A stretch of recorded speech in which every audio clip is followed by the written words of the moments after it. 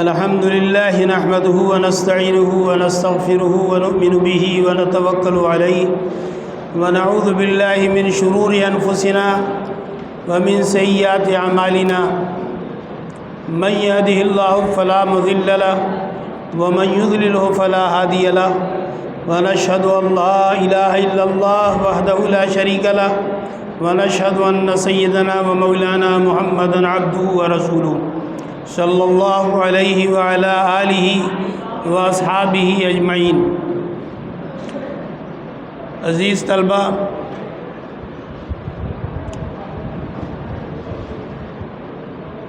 قرآن کی ابتدا ایک غیر واقعی جملے سے ہو گئی۔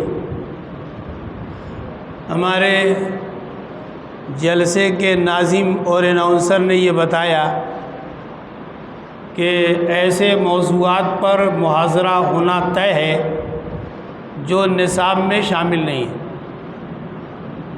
نصاب کے مضامین میں شامل نہیں ہے، نصابی کتاب کا حصہ نہیں ہے۔ مجھے 2 دن پہلے معلوم ہوا کہ قربانی کے مسائل و فضائل پر بیان کرنا ہے، اور ابھی 5 منٹ پہلے معلوم ہوا کہ حج کا موضوع بھی شامل ہے، اور بچے طلبہ جو ہے ہدایہ کے اندر بھی اور حدیث کے اسباق میں بھی قربانی کے مسائل بھی پڑھتے ہیں، اس کے فضائل بھی پڑھتے ہیں، اور حج کے مسائل تفصیل سے کئی کتابوں میں پڑھتے ہیں۔ تو یہ کہنا کہ ان موضوعات پر محاضرہ ہوتا ہے جو ہمارے نصاب سے خارج ہیں وہ درست نہیں ہے، بلکہ میں یہ سمجھتا ہوں کہ طلبہ کو جب بھی کوئی کام کرنا چاہیے یا کوئی پروگرام کرنا چاہیے تو 2 چیزوں کا دھیان رکھنا چاہیے۔ پہلی چیز تو یہ ہے کہ وہ کام مفید ہو، فائدہ مند ہو، اور دوسری چیز یہ ہے کہ نیت ہو عمل کی، اور نیت یہ ہو کہ اس پر جو معلومات ہوں گی انشاءاللہ اس پر عمل بھی کریں گے، دوسروں کو بھی فائدہ پہنچائیں گے۔ لیکن کسی محاضرے کا یہ مقصد ہے کہ بھئی گزشتہ سال محاضرہ ہوا تھا تو اس سال بھی محاضرہ ہونا چاہیے، اور ہم گزشتہ سال کے ذمہ داروں سے پیچھے رہنے والے نہیں ہیں، جو کام انہوں نے کیا وہی کام ہم کو بھی کرنا ہے، تو اس سے فائدہ نہیں پہنچتا۔ اگر اس موضوع پر محاضرے کی واقعی ضرورت ہے تو محاضرہ ہونا چاہیے، اور محاضرہ اسی صورت میں ہونا چاہیے جب کہ طلبہ میں شوق ہو اور طلبہ اس کی ضرورت محسوس کرتے ہوں اور عمل و فائدہ اٹھانے کے جذبے سے پڑھیں۔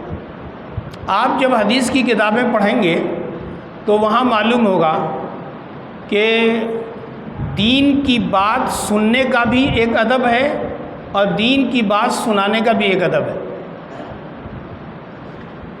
حضرت عبداللہ ابن مسعود کی ایک روایت ہے، جس روایت سے یہ بات معلوم ہوتی ہے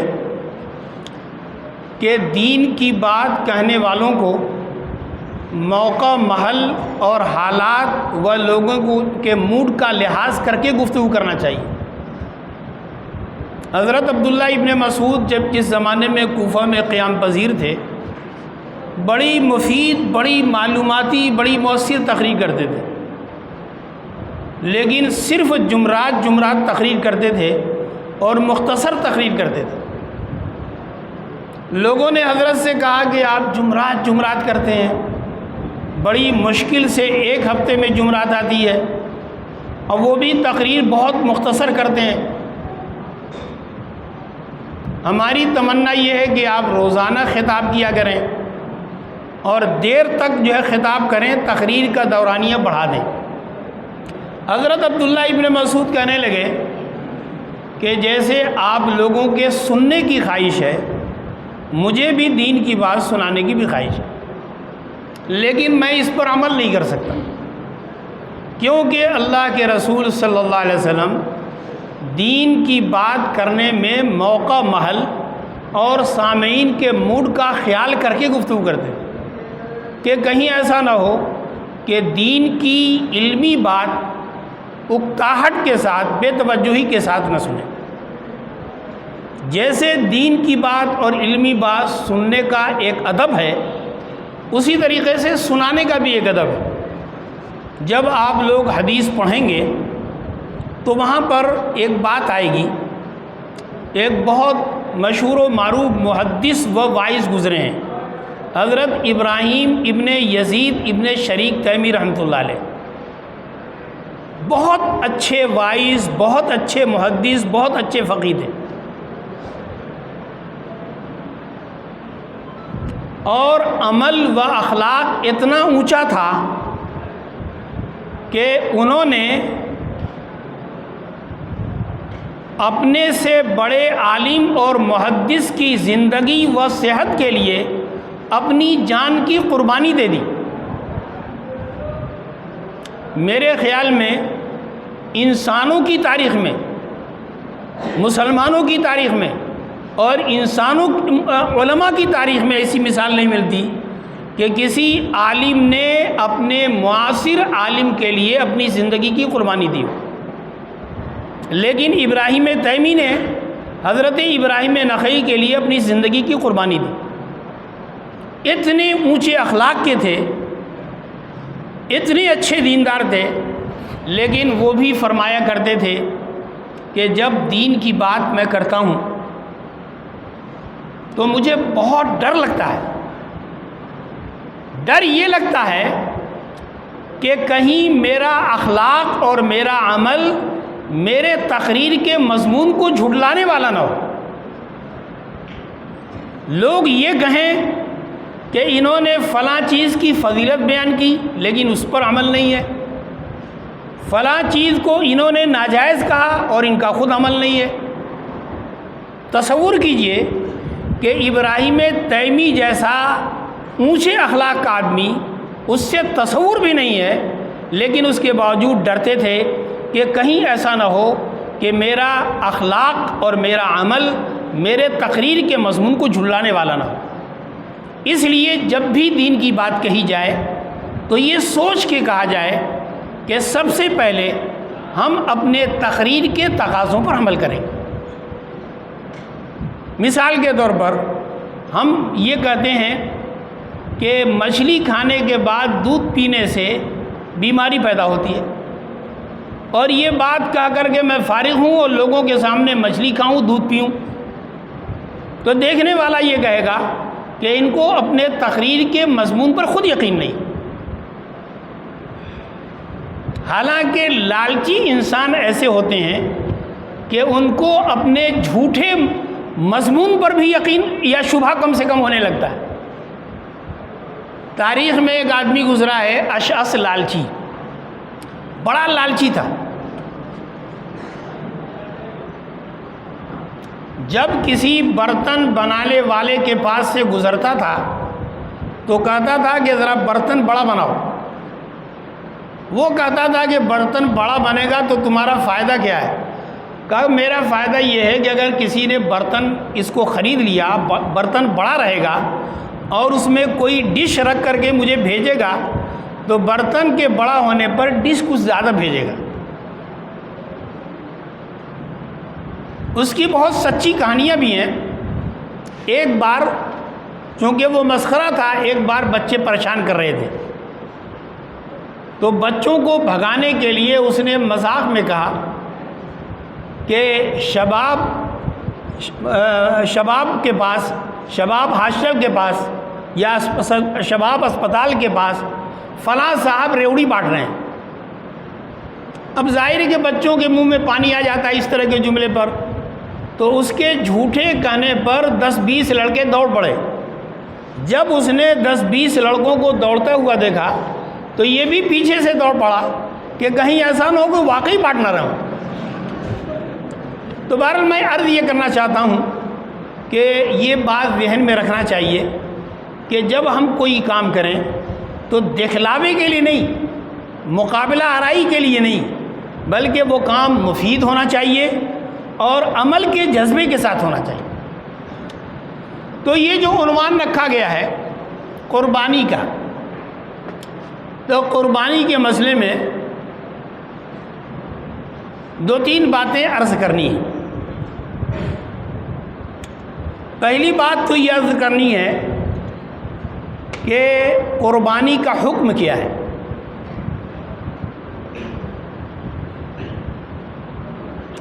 عام علماء کے ہاں، عام علماء سے میری مراد یہ ہے کہ حضرت امام مالک رحمۃ اللہ علیہ کے ہاں، حضرت امام شافعی رحمۃ اللہ علیہ کے ہاں، حضرت امام احمد ابن محمد ابن حنبل رحمۃ اللہ علیہ کے ہاں، بلکہ بقول صاحبین کے قربانی سنت موقدہ ہے۔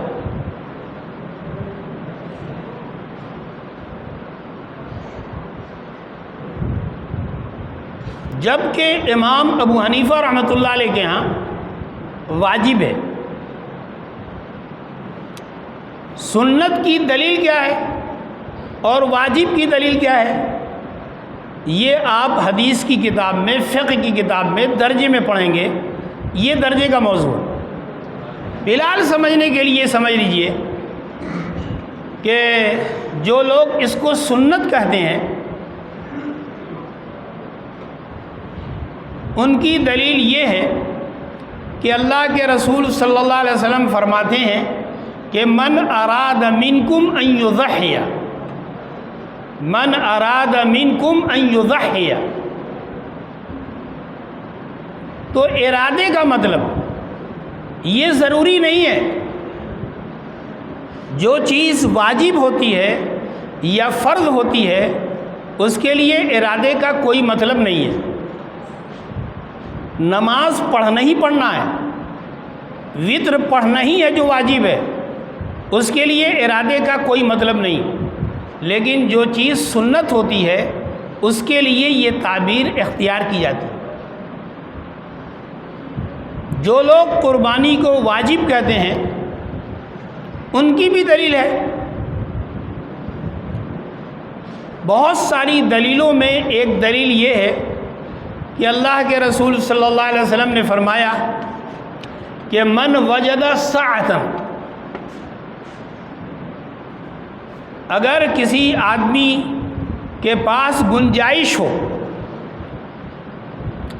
اور وہ قربانی وسعت کے باوجود، گنجائش کے باوجود قربانی نہ کرے، اس کو ہمارے عیدگاہ میں، مسلمانوں کی عیدگاہ میں نہیں آنا چاہیے۔ اور ہدایہ کے مصنف نے قربانی کے واجب ہونے کی بہت زیادہ دلچسپ اور علمی دلیل بیان کی ہے، طلبہ وہاں دیکھ سکتے ہیں۔ دوسری بات یہ ہے کہ کیا قربانی کے واجب ہونے کے لیے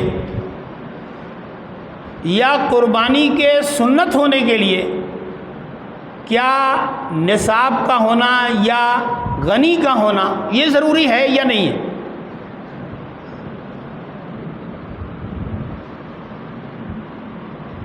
مشہور ہے کہ امام مالک رحمۃ اللہ علیہ فرماتے ہیں کہ قربانی اسی وقت سنت موقدہ ہوتی ہے جب کہ 1 سال کے خرچے کا نظم اس کے پاس موجود ہو۔ فقہا کے الفاظ میں قوت عام کا نظم اگر ہو تو ایسے آدمی پر قربانی واجب ہوتی۔ امام شافعی رحمۃ اللہ علیہ کے ہاں اتنی سخت شرط نہیں ہے، وہ فرماتے ہیں کہ ہر وہ آدمی جو قربانی کی گنجائش و وسعت پاتا ہو اس کو قربانی سنت سمجھ کر، سنت و ابیکم ابراہیم سمجھ کر کے اس کو قربانی کرنا چاہیے۔ امام ابو حنیفہ رحمۃ اللہ علیہ فرماتے ہیں کہ قربانی اس شخص پر واجب ہے جو قربانی کے ایام میں 612 گرام چاندی یا 87 گرام سونا یا ان دونوں کی مالیت کے بقدر تجارتی یا غیر تجارتی سامان بنیادی ضرورت کے علاوہ رکھتا ہو۔ 612 گرام چاندی، 612 گرام چاندی یہ تو بہت معمولی پیسے کی ہو جائے گی۔ آج کل اگر یہ بات مانی جائے کہ 1 گرام چاندی 70 روپے کی ہے تو 612 گرام کو یعنی 612 کو 70 میں ضرب دیں گے تو تقریباً 42-43 ہزار روپے ہوتے ہیں۔ لیکن 10 گرام سونا تقریباً 50 ہزار کا ہوتا ہے۔ تو 87 گرام سونا تو 5 لاکھ سے اوپر ہوگا۔ تو امام ابو حنیفہ رحمۃ اللہ علیہ کے یہاں قربانی اس وقت واجب ہے جب کہ 612 گرام چاندی یا 87 گرام سونا یا ان کی مالیت و قیمت کے بقدر تجارتی یا غیر تجارتی، مال نامی یا مال غیر نامی، ضرورت سے بنیادی ضرورت سے زائد ہو۔ یہ ذہن میں رہے کہ زکوٰۃ کے واجب ہونے کے لیے مال کا نامی ہونا ضروری ہے، لیکن قربانی اور صدقہ فطر کے واجب ہونے کے لیے مال کا نامی ہونا ضروری نہیں ہے۔ اب جیسے مثال کے طور پر آپ کے گھر میں جو افراد ہیں ان افراد کے لیے 2 فریج سے کام چل سکتا ہے، تو گھر میں 5 فریج اگر پڑی ہوئی ہے تو 2 سے زیادہ جو ہے 3 جو فریج ہے یہ بنیادی ضرورتوں کے علاوہ ہے۔ ان 3 فریج کی قیمت دیکھی جائے گی، اگر یہ قیمت 42-43 ہزار روپے کے بقدر ہے تو قربانی واجب ہو جائے گی۔ لیکن اگر 50 ہزار فریج رکھیں استعمال کی، تجارت کی نہیں، آپ کی دکان فریج کی ہو اور بیچنے کے لیے فریج رکھے ہوں تو اس صورت میں تو زکوٰۃ اس کی دینی پڑے گی۔ لیکن استعمالی فریج ضرورت سے بہت زیادہ ہو تو زکوٰۃ اس صورت میں اس فریج کی بنیاد پر واجب نہیں ہوگی۔ تو زکوٰۃ امام ابو حنیفہ رحمۃ اللہ علیہ کے ہاں ایام قربانی میں 612 گرام چاندی یا 87 گرام سونا یا ان کی مالیت کے بقدر تجارتی غیر تجارتی، مال نامی غیر مالی غیر نامی موجود ہو تو اسی صورت میں قربانی واجب ہو جاتی۔ اب قربانی کے واجب ہونے کے بعد یہ مسئلہ یہ ہے کہ قربانی کرنے کا ٹائم کیا ہے۔ ایک تو ہوتا ہے قربانی کے وقت کی شروعات، ہر مسئلے میں اختلاف ہوتا ہے۔ قربانی کا وقت کب شروع ہوتا ہے؟ بعض لوگ یہ سمجھتے ہیں کہ شہر میں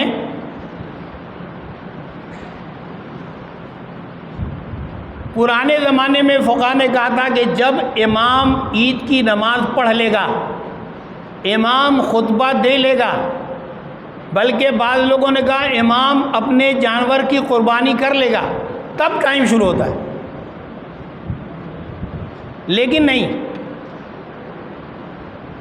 چاہے بنیادی شرط جو بھی ہو، سورج کا نکلنا ہو، لیکن شہروں کے لیے کیا ہے وقت شروع کب ہوتا ہے؟ 10 تاریخ کو شہر کے رہنے والے کسی بھی ایک جگہ بقرعید کی نماز ہو جاتی ہے تو قربانی کرنا ان کے لیے درست ہے۔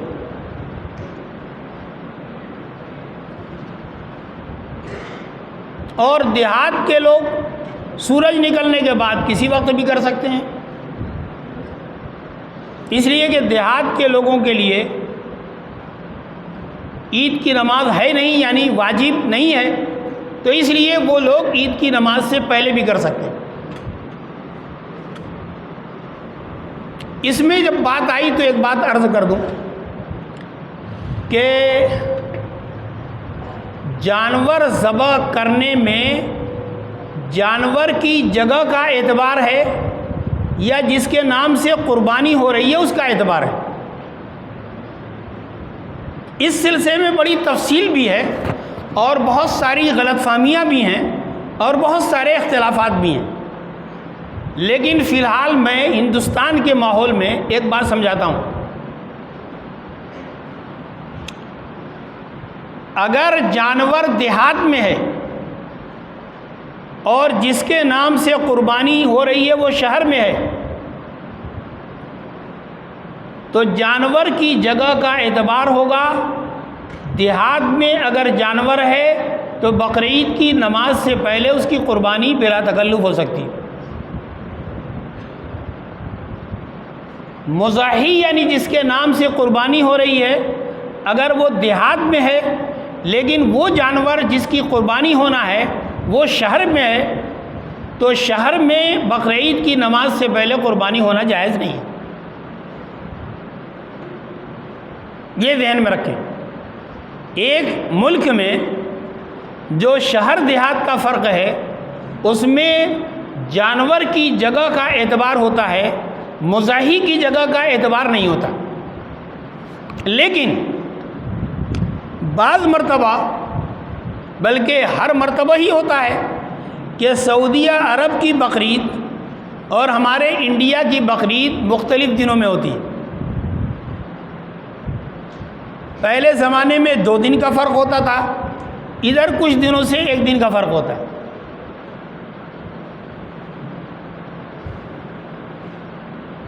یہاں پر بات آئی تو عرض کر دوں کہ پہلے تو نہیں، لیکن ادھر بہت سارے جو فتنے آئے، ان فتنوں میں سے ایک فتنہ یہ بھی آیا کہ بہت سارے لوگوں کے ذہن میں یہ بات آئی کہ حاجی لوگ عرفات کے دن جس دن رہیں گے، یوم عرفہ کا روزہ انڈیا والے اسی دن میں رکھیں گے، اسی دن رکھیں گے۔ یہ آج سے 20 سال پہلے یہ فتنہ نہیں تھا۔ 20 سال پہلے لوگ زیادہ پڑھے لکھے اور بہت زیادہ عقل نہیں رکھتے تھے، اور ہر آدمی یہ سمجھتا تھا کہ ہم ہندوستان میں رہتے ہیں، 9 تاریخ کو روزہ رکھا جاتا ہے یوم عرفہ کا، اور جس روزے کے بدلے میں 2 سال کے گناہ صغیرہ معاف ہو جاتے ہیں۔ یہ ہمارے بچپن میں پڑھا گیا تھا۔ لیکن جو ہے جب سے یہ موبائل آیا، جب سے غیر واقعی علم بڑھا، غیر واقعی علم بڑھا، اس کے بعد سے اس طرح کے بہت سارے فتنے آئے۔ اسی لیے شاعر نے اس طرح کے ماحول میں کہا تھا کہ متاع علم و ہنر نے عامر بتا دیا رات کو سویرا، گناہ اتنا حسین کب تھا متاع علم و ہنر سے پہلے۔ تو پہلے یہ بات نہیں تھی۔ پہلے یہ تھا کہ انڈیا میں جس دن 9 تاریخ ہوتی تھی اسی کو یوم عرفہ سمجھتے تھے، اسی دن روزہ رکھتے تھے، اسی دن کے روزے کی فضیلت کے قائل تھے۔ لیکن اب ایک فتنہ آ گیا، اور فتنہ یہ آ گیا کہ یوم عرفہ کا روزہ ہم رکھتے ہیں سعودیہ عرب کے یوم عرفہ والے دن، یعنی یہاں جس دن 8 تاریخ ہوتی ہے اس دن ہم جو ہے یوم عرفہ کا روزہ رکھتے ہیں، اور اگلے دن روزہ نہیں رکھتے ہیں، اور پھر اس کے بعد بقرعید مناتے ہیں۔ یہ نہایت غلط بات ہے۔ دیکھیے، علماء نے لکھا ہے کہ اللہ کے رسول صلی اللہ علیہ وسلم عرفات کے میدان میں جب یوم عرفہ میں تھے تو آپ نے روزہ نہیں رکھا، اس لیے حاجی کے لیے عرفات کے میدان میں روزہ نہ رکھنا ہی افضل ہے۔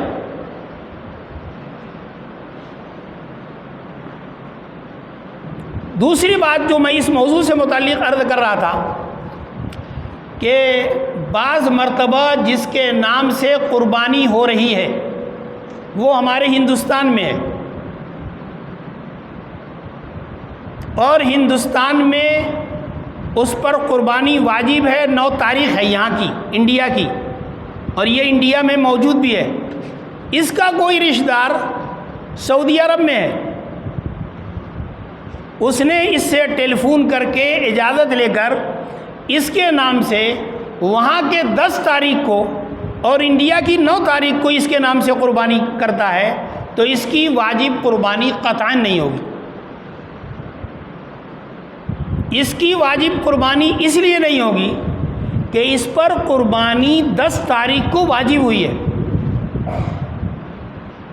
اور ابھی 10 تاریخ آئی نہیں ہے، تو اس پر جو ہے قربانی ابھی واجب ہی نہیں ہے، اور جب قربانی واجب نہیں ہے تو واجب ہونے سے پہلے ادائیگی کا کوئی مطلب نہیں، کوئی سوال نہیں پیدا ہو۔ یہ ایسے ہی ہے جیسے کہ آپ دوسرے گھنٹے میں آپ ظہر کی نماز پڑھ لیں، یہ درست نہیں۔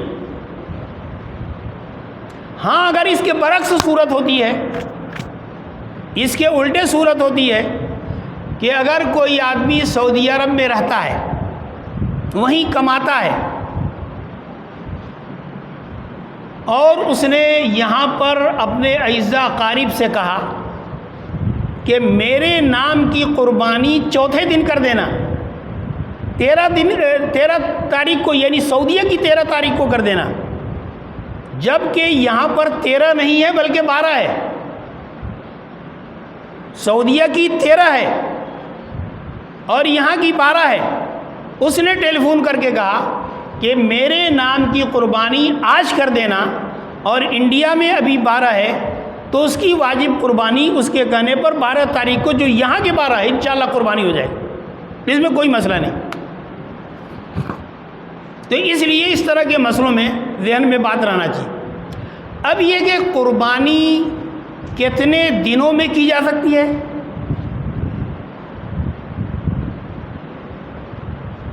دنیا کے ہر مسئلے کی طرح اس میں بھی بہت سارے اقوال ہیں۔ ابھی کچھ دنوں پہلے کسی نے نقطہ بیان کیا تھا، وہ ایک نقطہ بیان کیا تھا اور کتابوں میں لکھا ہوا ہے کہ 7 قول ہے، 7 قول ہے۔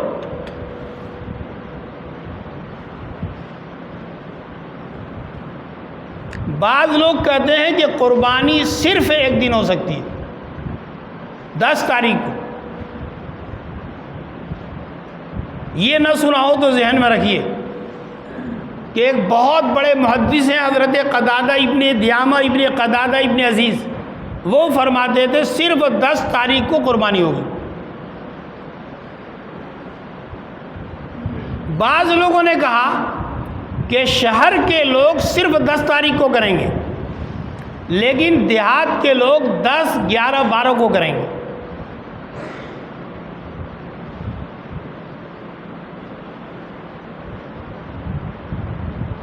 لیکن جو مشہور مسلک ہے، جو جمہور کا مسلک ہے، جو امام ابو حنیفہ کا ہے، جو امام مالک کا ہے، جو امام احمد ابن حنبل کا ہے، اور طویل اور بھی علماء کا ہے، حضرات صحابہ میں سے 4 خلفاء میں سے 2 خلیفہ کا ہے، عشرہ مبشرہ میں سے 2 بزرگوں کا ہے، کون؟ حضرت عمر ابن خطاب رضی اللہ تعالیٰ عنہ، حضرت علی کرم اللہ وجہ، ان دونوں بزرگوں کے نزدیک اور 3 اماموں کے نزدیک قربانی 10، 11، 12 کو ہوتی ہے، صرف 10، 11، 12 کو۔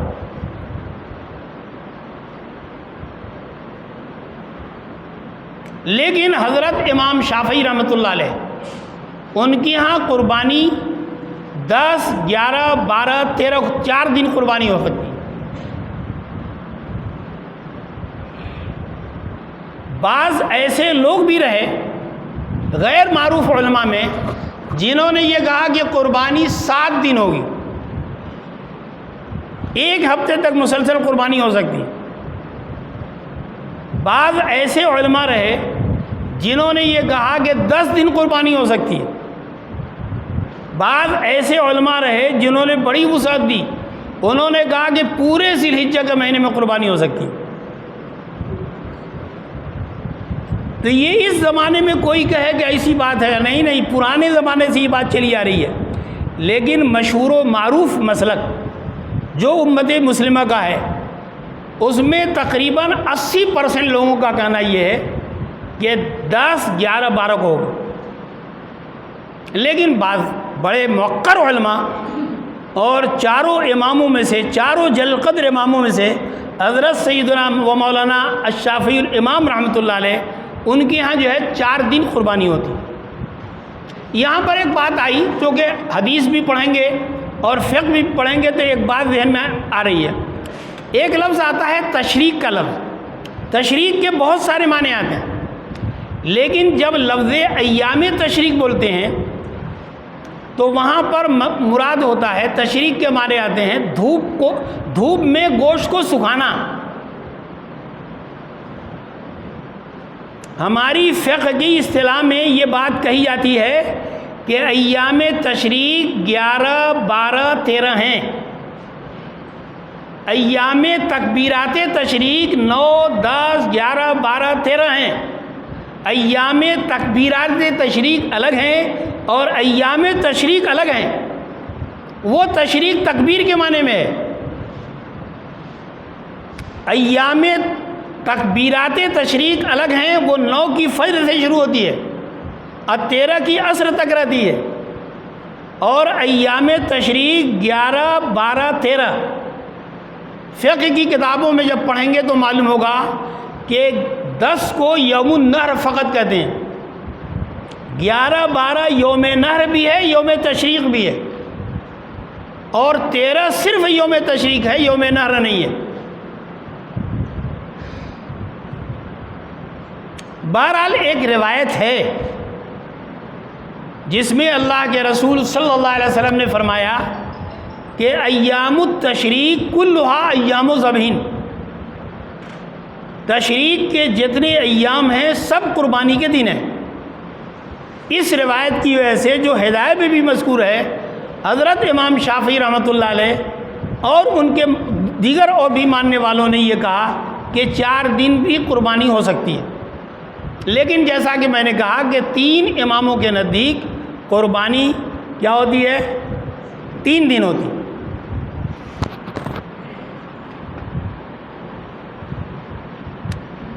موبائل میں بہت سارے لطیفے آتے ہیں. ابھی آج کل کسی نے موبائل میں ایک لطیفہ لکھا،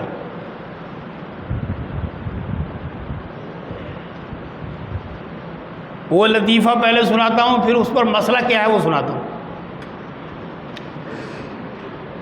کسی نے لطیفہ یہ لکھا کہ کچھ لوگوں نے مل جل کر کے ایک بھینس خریدی اور اس کی قربانی کی.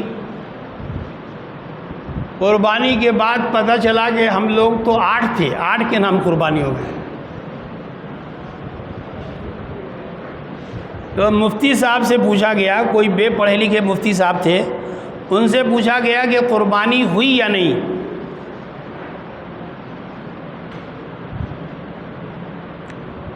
تو انہوں نے کہا کہ جواب یہ ہے کہ قربانی نہیں ہوئی.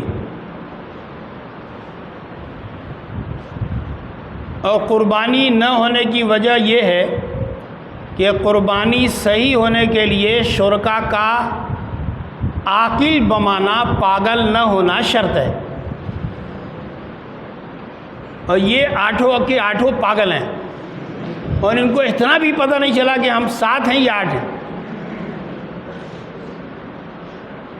تو اس لیے قربانی نہیں ہوئی. اس میں جو صحیح مسئلہ ہے وہ یہ ہے کہ اگر بالترتیب جو ہے لوگوں نے لیا ہے، یعنی پہلے ایک آدمی شریک ہوا، پھر دوسرا آدمی شریک ہوا، اور اس طور پر 7 آدمی شریک ہو گئے، اور 8ویں آدمی نے بھی پیسہ دیا، ان لوگوں نے لے کے رکھ لیا،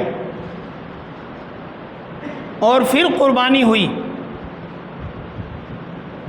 تو اسی صورت میں بالترتیب 7 لوگوں کی قربانی درست ہو گئی، اور ایک آدمی 8واں آدمی جو 8ویں نمبر پر شریک ہوا ہے اس کی قربانی نہیں ہوئی. لیکن اگر یہ پتہ نہ چل سکے کہ یہ 8واں آدمی کون ہے، یا سب نے اکٹھا دیا ہے کچھ پتہ ہی نہیں چل رہا ہے، تو ایسی صورت میں کسی کی بھی قربانی نہیں ہو. یہ ہے مسئلہ. جیسے کہ آپ لوگ فقہ میں پڑھتے ہوں گے کہ اگر کوئی آدمی ایک عقد میں 2 سگی بہن سے نکاح کر لے گا تو دونوں کا نکاح نہیں ہوگا، اور اگر آگے پیچھے کرے گا اور ترتیب کے ساتھ کرے گا تو پہلی بہن سے تو نکاح ہو جائے گا، لیکن بعد میں جو دوسری بہن سے نکاح ہوگا وہ نکاح نہیں ہوگا۔ تو اس لیے میں یہ بتانا جو چاہ رہا ہوں کہ قربانی کے جو ایام ہیں ان کی اس بحث کے بعد کہ 7 مسلک ہے، 1 دن قربانی، 3 دن قربانی، 4 دن قربانی، 7 دن قربانی، 10 دن قربانی، پورے مہینے کی قربانی، شہر والوں کے لیے 1 دن کی قربانی، دیہات والوں کے لیے 3 دن کی قربانی۔ لیکن یہ سب جو ہے یاد رکھنے اور ذہن میں رکھنے کی چیز نہیں ہے، صرف یہ بات ذہن میں رکھی کہ 3 اماموں کے نزدیک 3 دن قربانی ہوتی اور 1 امام کے نزدیک 4 دن قربانی ہوتی۔ اسی طریقے سے ایک مسئلہ ہے، اب تو خیر پابندی ہو گئی، ورنہ ابھی 1-2 سال تک پابندی نہیں تھی، اونٹ کی قربانی ہوتی تھی۔ اونٹ کی قربانی ہوتی تھی تو بعض لوگ یہ سمجھتے تھے، اور ایک بہت بڑے محدث ہیں حضرت اسحاق ابن راہوے، ان کا مسلک بھی ہے۔ حضرت اسحاق ابن راہوے کے نزدیک اونٹ میں 10 آدمی شامل ہو سکتے ہیں، اس لیے حضرت اسحاق ابن راہوے کے مقلدین بھی یہی کہتے ہیں کہ اونٹ میں 10 نام شامل کیا جا سکتا ہے، 10 آدمی کی طرف سے قربانی ہو سکتی ہے، یہ کہتے ہیں۔ تو بہت سارے یہ لوگ جو 10 نام کے قائل ہیں، یہ لوگ جو ہے اکٹھا 10 آدمی مل کر کے پیسہ دیتے تھے اور اونٹ خریدتے تھے، اور خریدنے کے بعد ہر آدمی یعنی 10 میں سے لڑتا تھا کہ میرا 7 کے اندر نام رکھا جائے، یعنی ان کو یقین نہیں ہے کہ 8ویں کی قربانی ہوگی یا نہیں، اس میں لڑتے تھے۔ اب میں نے دیکھا بعض مرتبہ ان کی اونٹ کی قربانی بہت دیر میں ہوتی تھی، میں نے پوچھا کہ یہ بھائی تاخیر کیوں ہوتی؟ کہا کہ آپس میں اختلاف ہے۔ اختلاف یہ کہ سب یہ لڑتے ہیں کہ ہم جو ہے 7 کے اندر رہیں گے۔ واقعہ یہ ہے کہ اگر یہ سب کے سب ترتیب کے بغیر شریک ہوئے ہیں تو 10 کے نام کی جو قربانی ہوگی سب کی قربانی 0 ہو جائے گی اور ان کو دوبارہ کرنا پڑے گا، کسی کی بھی قربانی نہیں ہوگی۔ لیکن یہ ڈرتے تھے اور 7 میں رہنے کو کہتے تھے۔ تو بہرحال میں یہ عرض کرنا چاہتا ہوں کہ یہ قربانی کے تعلق سے یہ ان کی سوچ ہے۔ تو یہ ہے قربانی کی بات، مختصر سی بات جو میں نے آپ کے سامنے عرض کی۔ اب یہ ہے کہ یعنی قربانی میں عیب کی جہاں تک بات ہے،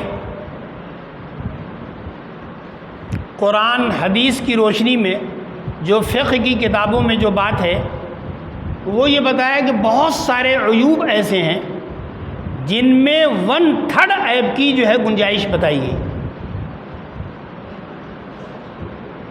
1/3 عیب کی۔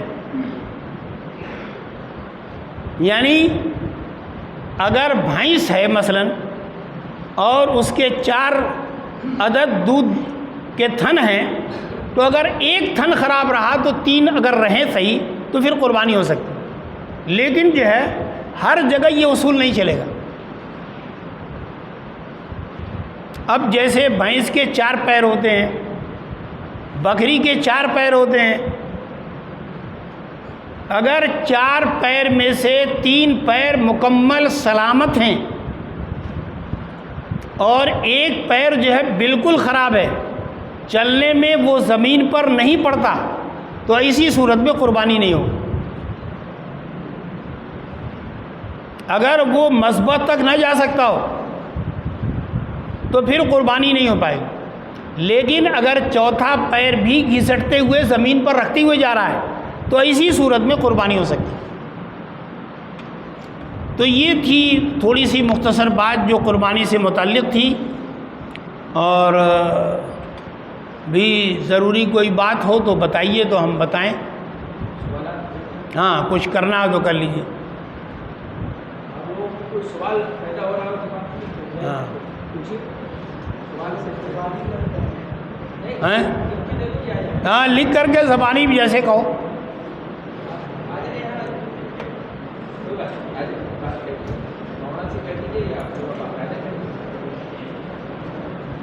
جو لوگ قربانی کرتے ہیں کیا وہ انہی لوگوں کے لیے ہے کہ ناخن اور بال میں؟ ہاں چلیے ٹھیک ہے، بہت اچھا.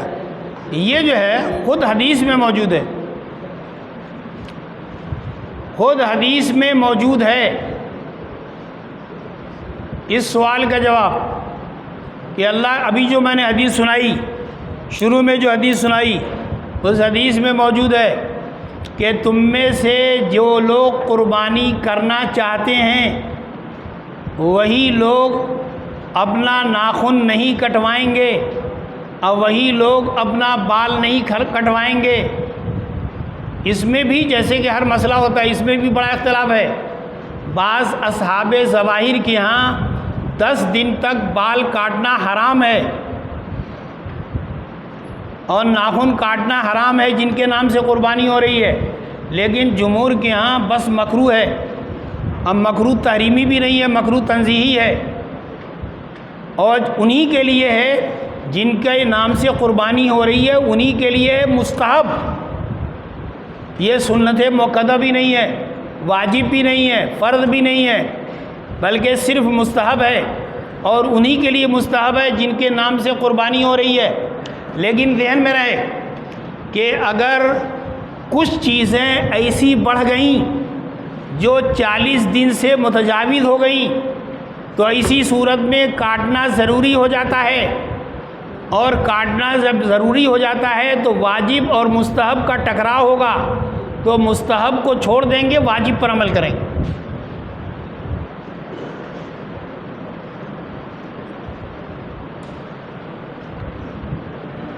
ارے پرچی لے، بولنا مشکل ہے، پرچی لکھو. جی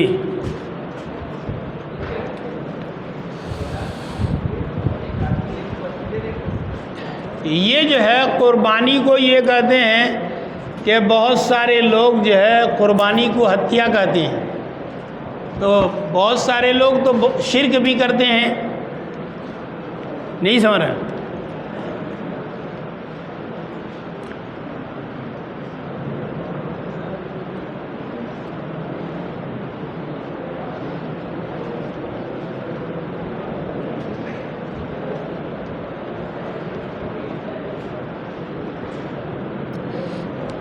یہ بیچارہ جو ہے بنگالی طالب علم بیچارہ کچھ کہہ نہیں پا رہا ہے. یہ اللہ رب العزت کے نام پر قربانی کرنا چاہ رہا ہے، نہیں سمجھے، اور اس کے لیے بھی دلیل مانگ رہا ہے.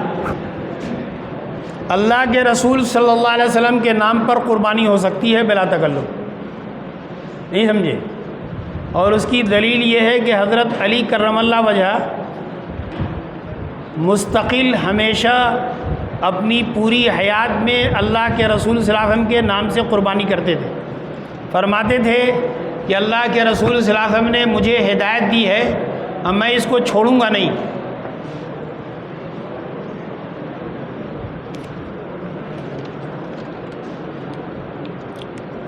دیکھیے قربانی کا جانور گم ہو جائے، یہ جو ہے تھوڑا سا ایک مسئلہ ذہن میں رکھو. قربانی کبھی کبھی واجب ہوتی ہے. سنو جی، رکو.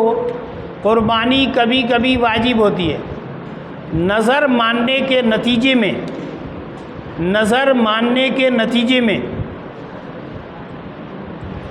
اگر نظر ماننے والا غریب ہے تب بھی اور مالدار ہے تب بھی، دونوں صورت میں نظر ماننے والے پر قربانی واجب ہوتی ہے، نظر کی قربانی واجب ہوتی ہے. دوسری شکل یہ ہے کہ غریب پر قربانی واجب نہیں ہوتی ہے، لیکن غریب وہ آدمی قربانی کی نیت سے اگر ایام قربانی میں جانور خرید لے گا تو خریدنے کے نتیجے میں اس پر قربانی واجب ہو جائے گی۔ لیکن مالدار آدمی جب ایام قربانی میں خریدے گا تو اس پر متعین جانور کی قربانی کرنا واجب نہیں ہے، بلکہ ایک جانور کی قربانی کرنا ضروری ہو جائے گا۔ اب اس اختلاف کا ایک دلچسپ نتیجہ نکلے گا۔ ایک آدمی غریب تھا بمعنی قربانی واجب نہیں تھی، اس نے قربانی کا جانور خریدا اور وہ جانور غائب ہو گیا، تو چونکہ متعین جانور کی قربانی اس کے اوپر واجب تھی اور وہ جانور اس کے تصرف میں نہیں رہا، غائب ہو گیا، اس لیے نہ اس کے لیے حصہ لینا ضروری ہے نہ دوسرا جانور خریدنا ضروری ہے، قطعاً ضروری نہیں۔ اگر غریب نے قربانی کی نیت سے جانور خریدا اور وہ جانور غائب ہو گیا تو ایسی صورت میں اب اس پر کچھ بھی واجب نہیں۔ جانور کہیں بڑے جانور میں حصہ لینا بھی ضروری نہیں، نیا جانور خریدنا بھی ضروری نہیں، لیکن اس بیچارے نے کسی سے مسئلہ نہیں پوچھا اور جا کر اس نے دوسرا جانور خرید لیا قربانی کی نیت سے۔ ایسی صورت میں دوسرا جانور خرید کے لایا اور اس کی قسمت ایسی کہ پہلا جانور بھی مل گیا، ایسی صورت میں اس غریب کے لیے دونوں جانور کی قربانی واجب ہو جائے۔ لیکن اگر مالدار نے قربانی کا جانور خریدا اور خریدنے کے بعد غائب ہو گیا تو غائب ہونے سے کچھ نہیں ہوتا، اس پر قربانی واجب ہنوز باقی رہے گی، اور واجب رہے گا کہ وہ یا تو بڑے جانور میں حصہ لے یا ایک جانور خریدے۔ اب اگر اس نے جانور دوسرا خرید لیا تو دوسرا جانور خرید لینے کے بعد پہلے جانور کو بھی ذبح کرنا ضروری نہیں رہے گا، بلکہ اس کے لیے کسی ایک جانور کی قربانی ہی واجب رہے گی۔ غریب آدمی پر قربانی کی نیت سے جانور خریدنے پر وہ متعین جانور جو خریدا ہے اسی جانور کی قربانی واجب ہو جاتی، اور مالدار آدمی پر متعین کسی جانور کی قربانی واجب نہیں ہوتی، وہ تبدیل بھی کر سکتا ہے۔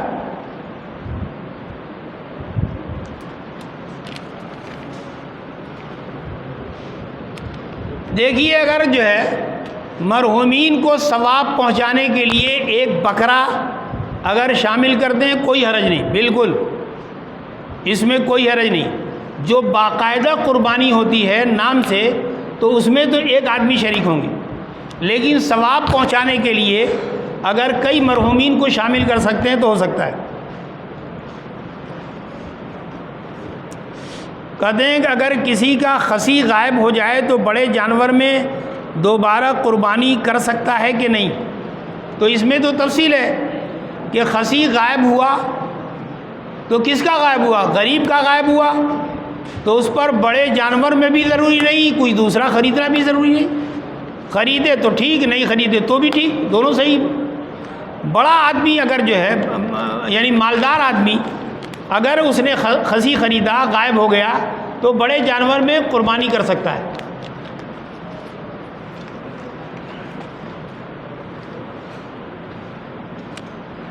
دیکھیے، یہ ثواب پہنچانے کے لیے کیا ہے، یہ باقاعدہ قربانی کے لیے نہیں، آج کے زمانے میں بھی ثواب پہنچانے کے لیے آپ کر سکتے ہیں۔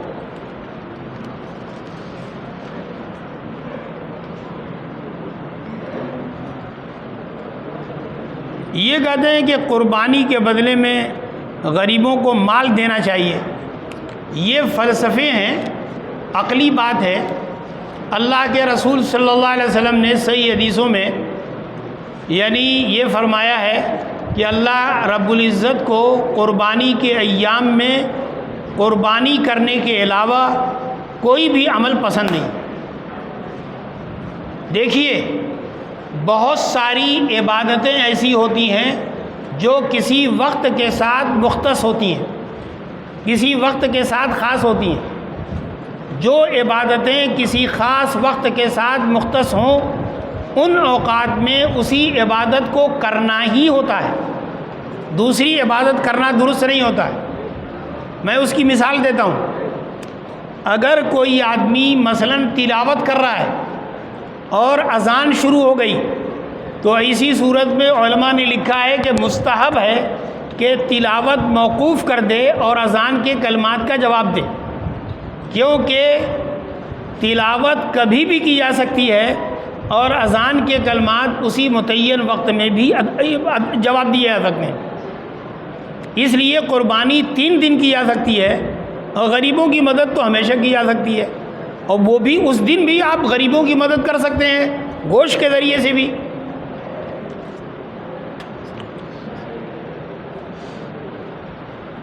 قربانی کا گوشت برادران وطن کو دینے میں کوئی حرج نہیں، بلا تکلف دے سکتے ہیں، کوئی مسئلہ نہیں۔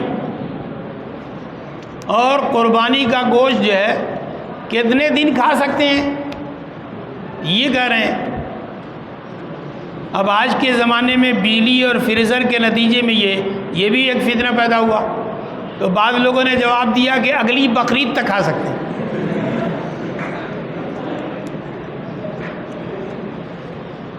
بھئی آپ لوگ حدیث پڑھیں گے، لکھا ہے اللہ کے رسول صلی اللہ علیہ وسلم نے شروع میں 3 دن سے زائد گوشت استعمال کرنے کو منع کیا تھا، لیکن جب خوشحالی آئی تو آپ نے فرمایا کہ مناسب ہے کہ 3 حصے کرو، ایک حصہ عیسیٰ اقارب کو دو، اور ایک حصہ غریبوں کو دو، اور ایک حصہ گھر کے استعمال کے لیے رکھو۔ لیکن یہ چیز مستحب ہے، واجب نہیں ہے۔ اگر گھر کے افراد زیادہ ہوں تو پورا بھی استعمال کر سکتے ہیں۔ اور بتاؤ بھائی، جلدی کرو،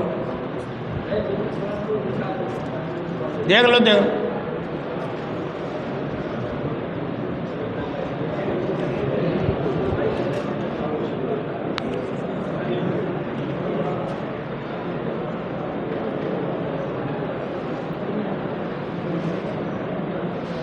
دیکھو بھائی، انہوں نے کہا کہ اگر ہم مالکی بن جائیں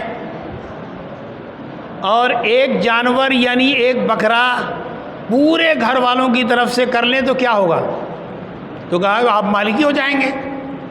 امام مالک کے ہاں کچن پیچھے قربانی ہوتی ہے، یعنی ایک گھر میں جتنے افراد ہوں، 2 ہوں، 3 ہوں، 5 ہوں، 7 ہوں، 10 ہوں، سب کے نام سے، سب کی طرف سے ایک بکرے کی قربانی ہو جائے گی۔ لیکن اگر دونوں الگ الگ گھر میں رہتے ہوں، 2 آدمی ہوں، تو الگ الگ جو ہے 2 بکرا چاہیے۔ تو صرف امام مالک، چاروں اماموں میں سے صرف تنہا امام مالک رحمۃ اللہ علیہ کے ہاں اجازت ہے۔ وہ کیا اجازت ہے؟ کہ ایک بکرا پورے اہل خانہ کے نام سے ہو سکتا ہے۔ اور ہدایت میں آپ لوگوں نے یہ مسئلہ پڑھا ہوگا یا پڑھیں گے کہ علی کل اہل بیت فی کل عام اضحیٰ، ہر گھر والوں پر سالانہ ایک قربانی واجب ہے۔ لیکن وہیں پر ہدایت کے مصنف نے لکھا ہے کہ مراد یہ ہے کہ گھر کا جو افسر ہے، قیم ہے، ذمہ دار ہے، اس کے نام سے قربانی واجب ہے، پورے اہل خانہ کے نام سے قربانی واجب نہیں ہے۔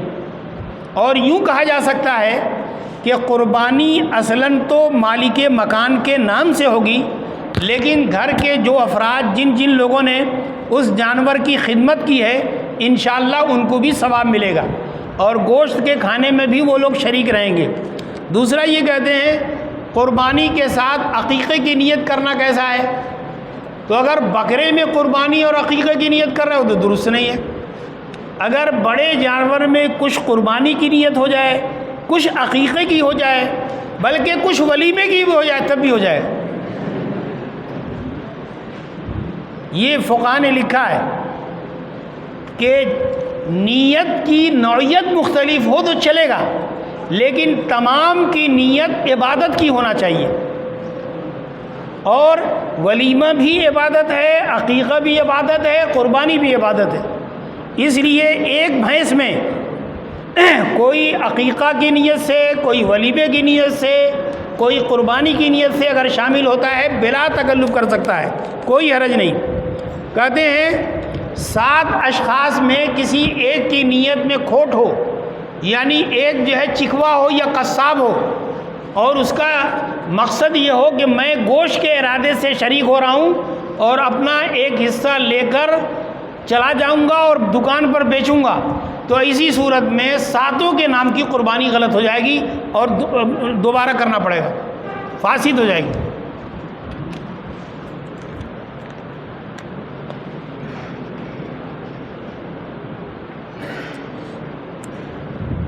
یہ کہتے ہیں کہ کوئی ایسے حالات ہوں کہ تمام جانور جو ہے بیمار ہو گئے، کوئی جانور نہیں مل پا رہا ہے، تو ایسی صورت میں کیا کریں گے؟ تو ایسی صورت میں ایک بہت مشکل ترین نسخہ ہے، وہ یہ ہے کہ اگر ایسا نہ ہو، بالکل نہ ہو پائے، تو قربانی کے 3 دن کا انتظار کیجیے اور چوتھے دن ایک بکرے کی قیمت جو ہے غریب طلبہ کو دے دیجیے، مدرسے کو دے دیجیے، کسی غریب کو دے دیجیے. لیکن اس صورت میں بڑے جانور کی قیمت یعنی ایک حصے کی قیمت نہیں دیں گے. ذہن میں رہے، کبھی کسی سے سنا ہو تو غلط سنا ہوگا. اگر آپ 3 دن کے اندر قربانی نہیں کر پائے تو ایسی صورت میں متعین ہے ایک بکرا سموچا اسی کو دینا یا اس کی قیمت جو ہے دینا غریبوں کو ضروری ہوگا. آپ یہ سوچیں کہ 2800 روپیہ کسی غریب کو دے دیں، ایک پڑوے کے 7ویں حصے کی قیمت تو نہیں چلے گا. صحیح یہی ہے، راجح یہی ہے اور یہی احتیاط ہے. ہاں وہ تو ہے نا، وہ تو جو ہے بہت سارے خطیب پڑھتے ہیں کہ سمّنوا ضحایاکم فإنھا علی الصراط مطایاکم، یہ تو پڑھتے ہی ہیں. چلو اور بھی دو.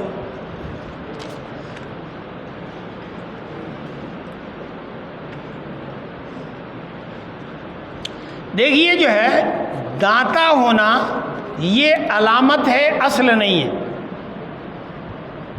ذہن میں رہے کہ بکرے بکری وغیرہ میں 1 سال ہونا چاند کے اعتبار سے ضروری ہے، انگریزی اعتبار سے نہیں بلکہ چاند کے اعتبار سے 1 سال ہونا ضروری ہے. 1 دن کا بھی کم ہو گیا تو قربانی نہیں ہوگی. اور بھینس وغیرہ یہ 2 سال کا ہونا ضروری ہے، اونٹ کا 5 سال کا ہونا ضروری ہے، اس میں کمی نہیں چلے گی.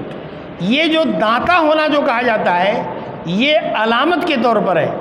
اگر آپ کے گھر کا نہیں ہے تو دانتا ہونے سے یقین ہو جاتا ہے کہ سال بھر کا 2 سال کا ہے. لیکن اگر کوئی بچہ آپ کے گھر پیدا ہوا اور آپ کے سامنے ہے، مثال کے طور پر بقرعید کے دوسرے دن پیدا ہوا، تو اگلے سال دوسرے دن قربانی کر سکتے ہیں آپ، چاہے دانتا ہو یا نہ ہو. یہ دانتا ہونا اصل نہیں ہے بلکہ ایک علامت ہے.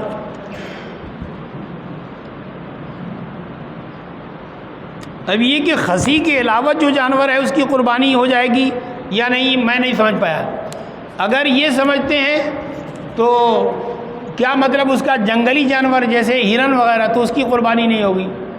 قربانی ہوگی یہی متعین جو جانور ہیں، کیا یعنی بکرا، بکری، بھیڑ، دمبا اور بھینس اور گائے اور اسی طرح اونٹ وغیرہ وغیرہ.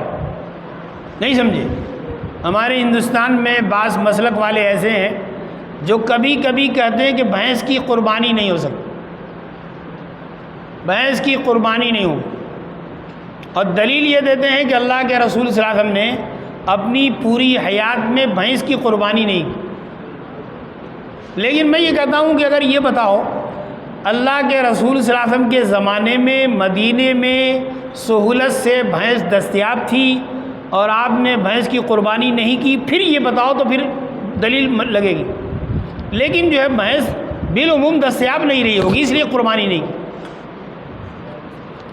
اور بھی جو پوچھ رہا ہے ٹھیک ہے. اگر یہی گائے جنگل میں لے جائے اور یہی گائے اگر جنگل میں جائے اور پھر جنگل سے کچھ سالوں کے بعد لے کے آیا جائے، کیا ایسے جانور کی ایسے گائے کی قربانی؟ اگر حصہ داروں میں کوئی ایسا شخص ہے جس کی کمائی حلال نہیں ہے اور یہ قربانی کے بعد معلوم ہوا، تو قربانی کے بعد معلوم ہوا تو پھر آپ کی قربانی ہو گئی، اب اس سے کہیے، بات کیجئے۔ چلیے اور بتائیے کچھ میرا۔